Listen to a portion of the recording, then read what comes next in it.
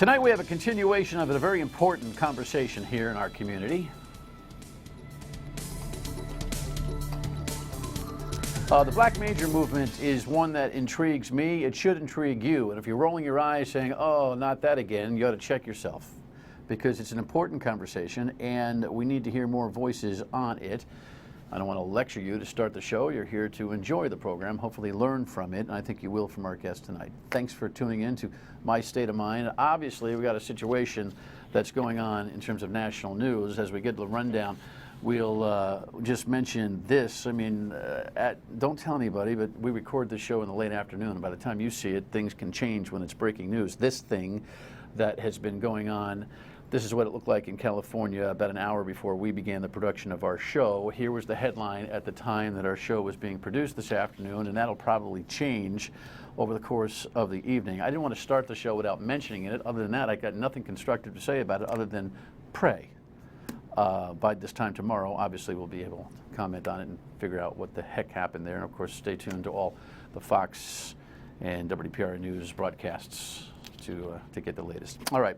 In the news today, though, the presidential race is a big thing for everybody, and there's some new numbers out with the Quinnipiac poll. Headline on this one reads that old Ben Carson has taken about a 6 or 7 point dip, and that is not surprising because he's not shown the kind of foreign policy acumen to stay with it. Of course, Donald Trump hasn't either, but there's a whole different dynamic going on with Donald Trump. Second headline is kind of an interesting one. Bernie Sanders not only competes, but beats the Republicans. And the third headline is kind of interesting because what it tries to explain from the New Yorker point of view is that you keep counting this guy out, you're probably kidding yourself, which I'm having a hard time figuring out. I'm not surprised that Ben Carson has gone this way. I'm not surprised about the way the GOP polling is going. I'm not surprised that Bernie Sanders beats Republicans right now. I am surprised that the people who really figure these numbers out think that they're actually legitimate for the long haul. A couple of other notes here. Here's what the Republican lineup looks like. Donald Trump still has 27%. Remember something. When those numbers from 17 to 5 squeeze down and accumulate, coagulate, concentrate, however you want to put it, they're more than 27%. I don't know what else to tell you. Jeb Bush has been spending 100 times the amount of money that Donald Trump has spent in advertising already in this campaign. That would be 100 times, and Donald Trump still leads. We can talk about how the media has propped up his campaign in a way which is unprecedented. Democratic voters, Hillary still leads this guy Sanders, but it seems that both Hillary and Sanders, as we look at the next number, are having an easy time over the Republicans. For now. It's a fluid situation. I promise you, 6 months from now, we won't even remember what these numbers actually look like. Speaking of numbers, Mr. Zuckerberg certainly is loaded, isn't he?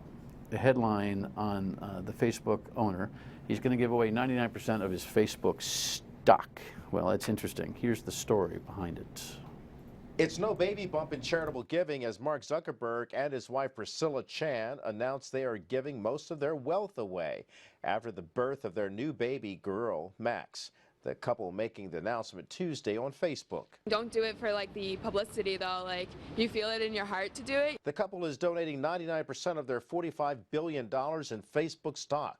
The money will be given out over time. Zuckerberg and his wife say they want to leave a better world for their child. We need to make sure that there are investments in programs that ensure that the future isn't going to be like today. The future is going to be better. The big donation isn't just an investment in the future. It makes financial sense for Zuckerberg, too. If you die with billions of dollars, the government is going to take basically half of it.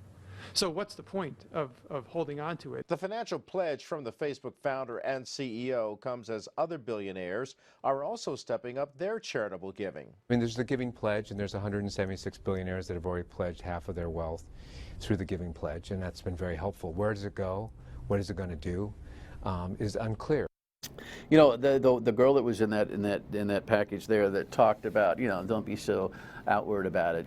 You can't give away $45 billion in net worth without it being pretty well known. I mean, that's not like giving somebody a 20. okay? And you get headlines like this that say, hey, listen, there's a twist to this. Well, there's all sorts of mechanics to being able to discharge $45 billion of net worth. And I would say that while the business of charity is certainly worth speculating about and analyzing and all of that, without that kind of big-time philanthropy, this country is in big trouble. So let's not criticize the young man, and he still is a young man, for what he's doing here, at least not yet. We'll have to follow the path of the charity. And in Chicago, this guy, Emmanuel, is a piece of work, isn't he? He's that mayor there. My goodness, if the show was there, we'd be having a field day with him. Headline, so he pops the chief. I guess he felt like he had to. Here's the latest from CBS. Chicago Mayor Rahm Emanuel held a late morning news conference to announce new changes in the city's police department. Changes that start with the police superintendent, Gary McCarthy. This morning, I formally asked for his resignation. McCarthy's ouster follows community unrest over the police shooting death of Laquan McDonald. The black teenager was shot 16 times by police officer Jason Van Dyke in October 2014. Video of the shooting was released last week, 13 months later, when Van Dyke was charged with first-degree murder. Emanuel said McCarthy could no longer lead the department effectively. But now is the time for fresh eyes and new leadership to confront the challenges the department and our community and our city are facing. Chicago native and former Massachusetts Governor Deval Patrick will serve as senior advisor. Patrick once ran the Department of Justice Civil Rights Division. No justice, no peace. Outside Emanuel's office, community leaders called for more independent oversight. The mayor calling for a special task force is kind of like the fox watching the hen house. Emanuel said he takes responsibility for how the case was handled and calls his latest action a work in progress. Yeah, and one of the biggest complaints is when that video was released. As heinous as that video and horrifying as that video is, and God rest that kid's soul, the video came out after his election. He would say, in proper protocol prior to the due process for the police officer. I'd say that is, at minimum, a jump ball. Black Major Movement is the subject for tonight's broadcast. You've seen the headlines from a few weeks ago. And let me just play this story for you to give you a little background if you haven't seen it already. For 3 hours, dozens, mostly silent, stood at Providence City Hall steps to protest. We live in a city with black people in it, so why wouldn't we have proper representation on the police force? We're just a better society when we're representative of the society we live in. We have candidates that would be more than qualified to do the job. NAACP Executive Board member Pilar McLeod says her group, along with community leaders... I'm kind of rolling out of that because many of you have seen that story already. It kind of sets the scene, and I want to get into it because I've got a handful of guests here to kind of elaborate because I've asked for different voices on this. Kobe Dennis is the president and founder of Project Night Vision and a Black Lives Matter activist. Kobe, welcome. Nice to have you. Good to see you. And you've brought some young people with you, and I know you're thinking about less of you and more of them on the broadcast tonight, and fine. But what is your take, and what are you trying to accomplish with this Black Major effort, and what are you doing with the young people in helping them as you mentor them thinking through the process? So, once again, thanks for having me on the show. You bet. The Black Major Movement is a movement for leadership, and a lot of people don't know that. What we're trying to do is show the young people that in order to gain leadership in our community of people that look like us, we're going to have to ask for it and get out there and get it, because it's not apparent right now. So the Black Major Movement is just a start of what we're trying to do as far as putting people of color in powerful positions. Right. Just connect the dots for me. Black Lives Matter, Black Major Movement. Now, I would say there's a connection because we're going after the same demographic, but it's not the same organization. It's two different orgs. There's a chapter in Rhode Island, but I'm not officially a part of it. The Black Major Movement was started by myself. The Black Lives Matter movement was started out of Boston, Mass. Black Lives Matter is a lightning rod hashtag brand trying to begin a conversation. Black Major Movement is a Providence conversation about the hierarchy of the police department. Correct. And you want to see somebody promoted to that position. Toot sweet. Now, I've gone over this with other activists, and we've had a pretty reasonable conversation about it. Long story short, you know it's a hard thing to jump 3 or 4 positions for a police officer. Right now, we don't have a black police officer over the rank of sergeant in the PPD. So give me a brief thought on why jumping positions is constructive for the community. Because many times, as you stated, Dan, it hasn't happened in the police department. So that's why the mayor is given the power to do it in any city. So the mayor actually make a phone call to the chief and promote a officer that they believe has the capability to lead to a major instantly. And the credibility of that hire will be scrutinized A to Z back and forth. It'll put a lot of pressure on whoever might get that hire. I'm not sure that the mayor and the city police administration are ready to do that despite your demand. You'd like to have it happen yesterday. But it's going to be a lot of pressure. And what we still haven't heard from are the African-American police officers on the force. Are you disappointed about that? Not disappointed. I just know about the rank and the status of rank and what the protocol is. You know, them speaking out is almost like going out of the chain of command. And we don't want that. I don't want the police to feel as though they're in an uncomfortable position, the police of color. To remind people, you think that there are individuals who are absolutely capable of attaining the rank of major from where they are right now. Absolutely. And it would not be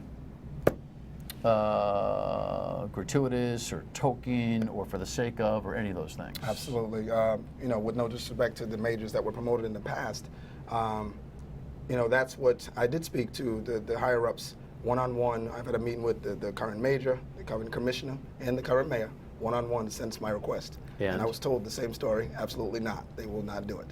On the premises that it failed the last 2 times. So what do you mean it failed? They said it didn't work out the last 2 times. The last 2 appointments were, I don't want to call them a failure, but they didn't work out the way they thought it would. The last 2 major appointments? The last 2 major appointments. Well, that's new, and that's not really where I wanted to go with this discussion tonight. So you know what we'll do? I've asked Kobe and our guests to come on WPRO on the radio show from noon to 3 weekdays soon, next few days or in a week's time, and we'll explore that because I really wanted to get in the heads of some of the younger people here that we brought tonight and find out what they're thinking. So threw me for a loop. That's kind of semi-news breaking. But when we come back, another mentor with Kobe, and then you'll meet some young people. Stay with us.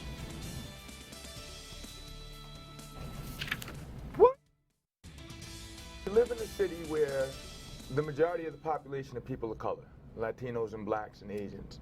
So we just don't understand why the command staff doesn't reflect that, especially with the ongoing conversation that we've been hearing from law enforcement about we need to have better relationships with the community. So now the community says, okay, you want better relationships with us, here's one way you can do it, and the response is, well, no, we're not going to do it that way.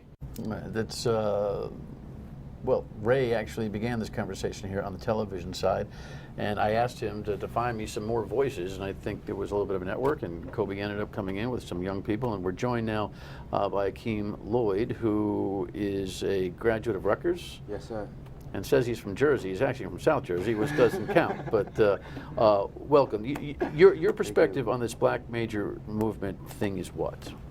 One that is needed, and also one whereas though the conversation needs to happen on a much larger scale. I think it's right now happening within the community. Where folks are seeing the advantage that could possibly come from this, but I'm not sure how much of that conversation is happening in the offices where it needs to happen. And that's my perspective right now. Meaning City Hall and the Police Commission. City Hall, Police Commission. And just to reiterate, Kobe, you're kind of breaking a little news here tonight. You've been told by whom specifically that it's just not going to happen because past hires for African Americans who happen to be major didn't work out? Is that the representation? Didn't work out for the reasons that we're giving. Didn't really help to boost the neighborhood. Didn't help to stop the crime. Didn't help to stop gangs. You know, because a lot of the reasons that we're having. Okay, it's important that you said that. It's not. It was not a reflection on their competency. It was a reflection on the systemic change that did or did not occur based on their status. Okay, I'm glad we got to that. You and Kobe are kind of you know, the older guys, and you know, I've got a couple of younger people here, college and high school guys I want to meet, and wet our whistle on their thoughts. But what are you doing to mentor, and what are you saying to younger people in the community? Because Ray's point in the last show was that the younger people need this. Why? And I can only speak from my experiences, right? As a young male of color, how the importance of seeing someone in your community who has a positive influence, who is in a position, it not necessarily have to be a power, but in a position to create change. And as a young person of color, being able to look up and see someone who possibly looks like me and say, oh, I can be that too. The best example that I can give is when you talk about student athletes. Growing up, we're always looking at who we aspire to be. Majority of athletes right now that young children of color are looking up to look like them. Now here's the thing. Successful guy.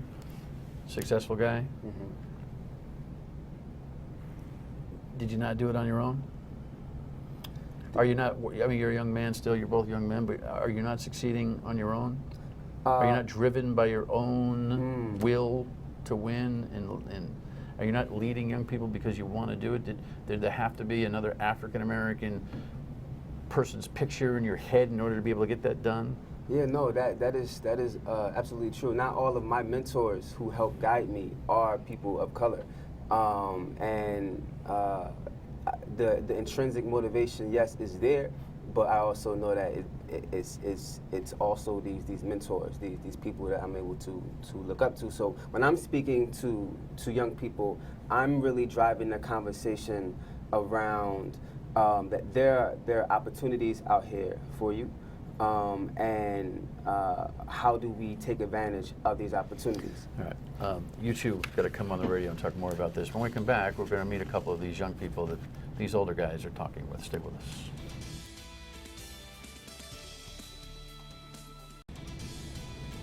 Look, I can't get in these young people's heads in 6 minutes of television. That's why I'm inviting them on the radio, and I want to have a continuing relationship. We need different voices, we need different faces, and I am intrigued by this Black Major Movement request, even though we're learning that it's falling on not deaf ears, but the answer no, according to Kobe, who told us that earlier in the program. Jason and Noel are here. Jason, Noel, CCRI, classical, maybe headed to Brown, who knows? Short answer, what do you want to do when you grow up? Educator. Yeah? Yes, sir. And you? Politician. What? Oh, you got to come back tomorrow all by yourself. You want to be a politician? Yes. What does that mean? Well, I want to be a civil rights lawyer, and then I want to be a mayor. Okay. You brought me some good kids here, Kobe. Spill it. You're Hispanic? No. You're Latino? Portuguese. You're Portuguese? Yes, sir. Well, get off the show. You're not. I'm kidding. So, what your perspective on this is? What, as a young Portuguese man? So, I live in Providence. I love my city, and I feel like we need to have people who are in a position of power to mirror the population of Providence. And as you know, Providence is a majority-driven community. So that's my dream, is having more people in the positions of power who reflect the community. Well, how'd you come to that? How'd you come to that thought process? Well, majority of my friends, they're African Americans, Haitian Americans, and Latinos. And they often come up to me because I'm very involved in the community. And they ask me questions like, it's basically a lot of political questions because I'm heavily into politics as well, as this young man across from me. So they often ask me questions like, well, how come, like when I drive past a police officer, or how come our resource officers are not the same color as I am, or don't have the same heritage? You're asserting that this is a regular and chronic conversation in young Providence. I would say so. And yeah, go ahead. As Akeem was pointing out earlier, and it gives something like someone to look up to. All right. So. Is this a chronic conversation? Yes, it is. And I want to go past just the aspect of that they can be looked on as a role model. It's just the fact that when you walk into the South Side, which is where the majority of the patrolling occurs, you see a situation where a majority of them they're white. They're either from Barrington, Cranston, Warwick. They're not from this city. They're not even from this neighborhood. And they look nothing like us. So how can a man from Barrington who's lived his whole life there understand someone who is colored and poor? That there are certain inequities that come with being just poor itself, and then also being a color. So if I was a police officer, you know, a chubby Irish guy, old fat chubby Irish guy, yeah, but I'm working the beat perpetually, day after day, week after week, year after year. Do I not get to know you? In some sense, you do, if you work diligently within the community, but if you remain in your cop car and the only time you come out is to interrogate a bunch of young African American or Hispanic men, you'll never get to know me. And that's what you're telling me is the reality in the neighborhood? Yeah, that is the reality, because I've been stopped myself because I fit the profile. The profile being? Colored and in the wrong neighborhood at the wrong time. And what's happened? I've gotten searched. This was before I joined the NAACP Youth Council, so I didn't really know my rights. And now that I do, it wouldn't happen again. This notion of needing a mentor for young police officer types, that having a black person, high ranking, crucial? Yes, you need someone who is of color and from the community, someone who's your neighbor or your best friend, someone that who can handle the situation better than someone else who couldn't, who's not from this neighborhood. You two guys are obviously very smart guys. Do you clearly understand the dilemma? There's nobody in the pipeline necessarily. I mean, there's the politics of and the precedent that there has been puddle jumping, you know, mayoral appointees. But for the most part, it's a lot of pressure that you're putting on a city hall that's trying not to look like they're making a token hire. Well, if you're going to recruit black officers, why can't you promote them? It makes sense. If you're gonna recruit these. Well, there's a protocol, there's a testing process, there's all that kind of a thing that's part of the natural ebb and flow of, up the line. I don't think the PPD has a policy that says we're not going to put any black people in. I mean, there's already a Hispanic major. It's just the pool is not fertile right now. It seems to be in that mid-management issue. I'm guessing you're thinking, so what? This need is so important that this kind of a thing has got to be done and let the chips fall where they may? No, my argument is, if there is such a massive minority population in this city, why isn't there more minorities who are police officers? Why aren't there more people being trained? Why aren't there more people going to the force? Why are we getting police officers from And other is the cities? answer because there's no... They're not being accepted in. There's not management to let them come in. There's not anyone who is in charge Well, to anybody can oversight apply. this. There's a difference between being accepted into the police force. There is a lack of acceptance for minorities. Well, the police commissioner is saying he would like to see more minorities applying. Are you suggesting more would if they saw leadership of the same? If they thought that they could make it, if that ethnicity and race. through self-determination, they could actually find themselves in a position of higher ranking, they would be more inclined to join. Can we talk more on the radio and have you come back? Because there's only so much we can do tonight. Sorry about the Hispanic thing, man. Because, I'm actually Spanish. You're Spanish too? F for Dan tonight. Final word and we come back. Stay with us. This request for a black major is a real dilemma, but I have to tell you, I'm starting to lean toward the side of it might be more important to do it than worry about the protocol of getting it done. And for those of you who have a different point of view, well, then let us know. We're here to listen. I'm going to have these fellas on the radio ASAP on WPRO weekdays noon to 3, so stay tuned for that. You have a great night. Good night.